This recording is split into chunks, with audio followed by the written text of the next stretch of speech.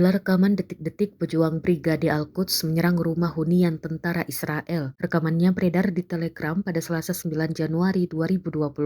Dalam keterangan unggahan disebutkan inilah adegan saat pejuang Brigade Al-Quds yang menargetkan pasukan Israel yang bersembunyi di sebuah rumah di Poros Al-Taqadim di Khan Yunis. Pejuang Palestina tersebut menyerang menggunakan granat berpeluncur roket hingga senapan laras panjang.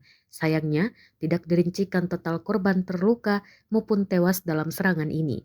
Kendati demikian, rekamannya kini telah menuai berbagai komentar dari warganet. Diketahui Brigade Al-Quds juga rutin menerbitkan rekaman para pejuangnya yang menembakkan serangan roket yang menargetkan kota-kota, pemukiman, dan situs militer Israel yang diduduki.